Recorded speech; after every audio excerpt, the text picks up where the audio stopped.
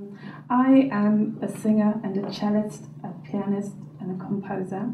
Piano was my first instrument, followed by the recorder, followed by the cello, and perhaps singing was actually my first instrument. I remember being 3 and going to see Sweet Honey in the Rock and singing all the words to every song and really annoying the people in front. And they turned around to my mum and they said, "How does she know all the words?"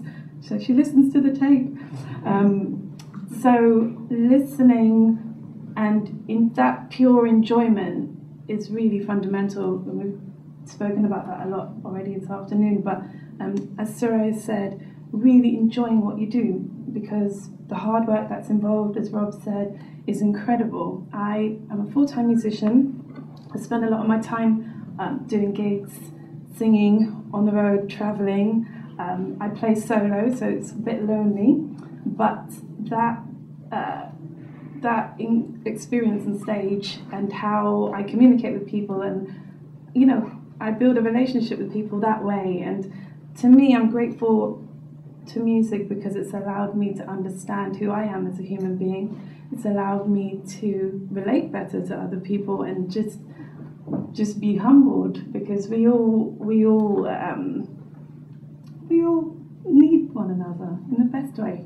We all need one another, and taking and applying that solitary work and bringing it into the wider context on stage, in your group sessions with your teachers, that's interacting in life. So it's not a separate part of life to practice and then do a concert, and it's the way that you kind of move through life.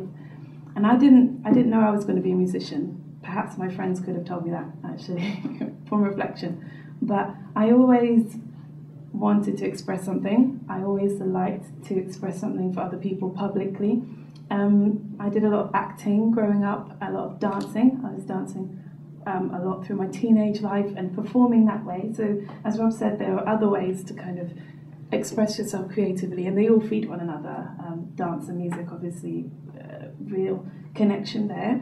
And even now, I still feel like I have all those things inside me, even though I'm pursuing music most fervently. But I will say that I've recently become a mentor to another young man. He's a 17-year-old musician, and we've just started this journey, so I'm kind of really looking forward to working with one or two, or maybe 2 of you, not sure. But it's really interesting because I ask lots of questions to enable him to ask questions for himself, and so less about telling you the right way or the wrong way to do things. I found my own way with every step. So when I left school, A-levels, French was my passion. I had the dance and the music, but French was the thing I really thought I was going to do. I thought I'd work for Eurostar, actually, and be a Hey, I've still got that passion, so if anyone speaks French, let me know. But French was what I was going to do, and my friends, I think they always knew I was going to perform, so I keep talking about friends and the people you surround yourself with, but it's really important because sometimes other people see things in you that you don't see yourself. So I didn't see myself as a musician, but a lot of other people did. And they said, "You should really get up on stage and do something, you should really sing at this event." I said, no. I said no for about 3 weeks, and they said, "No, really, you need to go next week and perform." And I spent hours at home listening to Nina Simone and channeling, because she was that one person who I really identified with, playing piano and singing. And I channeled all the Nina I could get and wrote my first song, essentially. And I performed it, and it was a really, really special experience. And from that point on, so many doors opened. So you might not need to know like every door now, but you do need to know that you're enjoying where you are now, and that you ask for help. Ask for help when you need it. I mean, I didn't directly ask Nina for help, but but indirectly, in the way that I just open myself to the possibility of trying something new. So the fact that you're here and just opening yourself to the possibility of meeting us, working with us for however long it lasts. I don't know.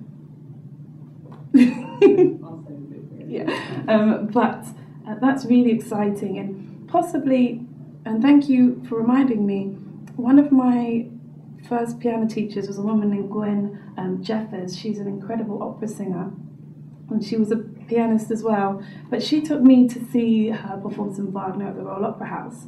And to me, she was just Gwen who played the piano. Suddenly, she was this big opera diva and incredible, with like bunches of flowers in her arms and asking me, did I enjoy the show? And everyone wanted to take pictures. I was like, she knows me, you know.